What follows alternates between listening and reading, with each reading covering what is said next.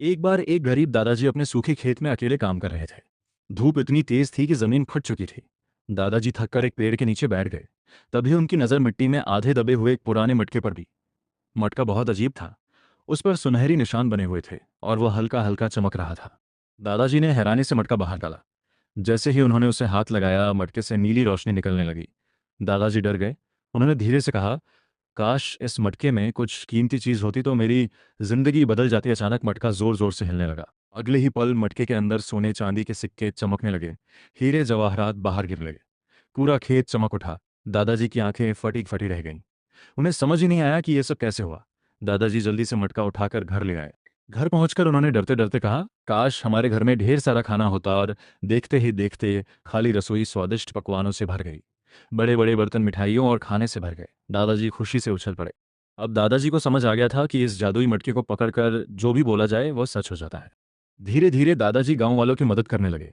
कोई गरीब होता तो उसके घर अनाज पहुंच जाता। किसी के फटे कपड़े नए कपड़ों में बदल जाते। सूखे खेत हरे भरे हो जाते। गांव के लोग कहने लगे, दादाजी के पास चमत्कारी मटका है। लेकिन गांव में एक चालाक पड़ोसी रहता था। वह दादाजी से जलने लगा। एक रात वो चुपके से दादाजी के घर में घुसा और जादुई मटका चुरा लिया। पहले पहले उसने अच्छे काम किए। उसने कहा, काश मेरे पास बहुत सारे पैसे आ जाएं। अगले ही पल उसके कमरे में पैसों के ढेर लग गए। फिर उसने कहा, मेरा छोटा सा घर बड़ा महल बन जाए। कुछ ही सेकंड में उसका घर चमचमाते महल में बदल गया। नौकर चाकर उसके आगे पीछे घूमने लगे। अब उसका लालच और बढ़ गया। एक दिन उसने गुस्से में मटका पकड़कर कहा, पूरा गांव मेरे सामने झुक जाए। इतना सुनते ही मटका अचानक जोर जोर से कांपने लगा। आसमान में बिजली चमकी। तेज तूफान शुरू हो गया। अगले ही पल उसका महल टूटने लगा। सारे पैसे धूल बनकर उड़ गए। उसके नए कपड़े गायब हो गए और वह फिर से गरीब बन गया। वह डर के मारे कांपने लगा। तभी जादुई मटका उसके हाथ से उड़कर आसमान में ऊपर जाने लगा। वो उसके पीछे भागा, लेकिन मटका बादलों में गायब हो गया।